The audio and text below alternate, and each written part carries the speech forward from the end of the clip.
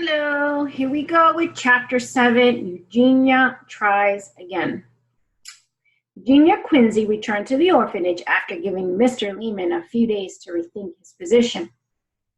She entered the office with a cheerful spirit and a determined step. Mr. Lehman seated her and waited politely for her to open the conversation. "I hope you have reconsidered your decision about the young Cooper child," she said. "You don't know the advantages we have to offer him. Mr. Quincy is in a position to expedite the adoption, and I would like to have it taken care of at once." "Perhaps I didn't make myself clear when we spoke earlier," George Lehman replied. "This isn't a matter within my jurisdiction. Any living parent must be located and must give permission for an adoption to take place. We haven't located Mr. Cooper yet. Also, as I mentioned, the older children in the family don't want the younger ones separated. We will honor their wishes." Unbelievable, Eugenia thought. Here is a man who doesn't realize the danger of opposing me. Well, he soon will. Eugenia Quincy continued to smile as she sat in George Lehman's office, but her eyes flashed the warning that George didn't fail to note. "I see," she continued. "I'm sure that if you give it a careful thought, you'll find that there are loopholes in every situation, even this one. In the meantime, there could be no objection to my taking the child for a few days to get him acquainted with his future home, could there? I'd appreciate it if you would ask Matron to get him ready at once. I have errands to complete and I'm running late." George was becoming impatient with this woman. In deference to her husband's position, he had to treat her with civility, but he might as well be talking to a tree stump. She obviously hadn't heard a word he'd said. "I'm sorry, Mrs. Quincy. We appreciate your interest in Will, but the boy is too young to be away from the people he knows. It wouldn't be wise to upset him that way." With those final words, George arose. As far as he was concerned, the matter was settled.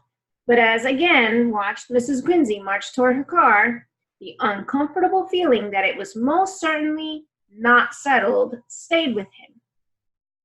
Eugenia sighed at dinner and put her fork down. "You aren't eating, my dear. Are you not feeling well?" Patterson asked.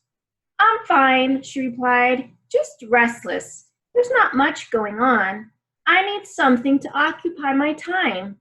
She glanced furtively at her husband, but he had gone on with his dinner and didn't appear to take the hint she had given him. "I'm very busy at this time, or I would arrange for us to get away," Patterson said finally. "I'm afraid I can't spare Gridley right now to go with you either. Why don't you take Clara and run up to the lake for a few days? You could drive the small car. Perhaps I can join you later in the week." This wasn't what she had in mind. However, her voice was even as she answered him. "Thank you, dear. I'll think about that."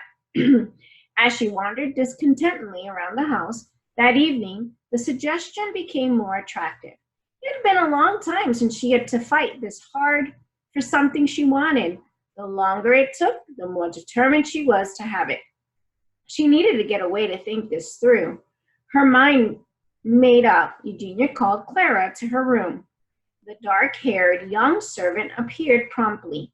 "Clara, pack bags for you and me to go to the summer house. I'd like to leave early tomorrow morning." "Yes, Mum. Will the mister be going?" "No, there will be just the two of us. Ask Greta to prepare some food for us to take." "How much food, Mum?" I don't know," Eugenia waved her away. "Enough for a week at least. Mr. Quincy can bring what we need if I decide to stay longer." Clara departed, and Eugenia threw herself down on the chaise lounge. Was she the only one in this house who could make a decision about anything? At least she was sure of one thing. She would have a foolproof scheme for getting that child before returned home. And that's the end of Chapter 7.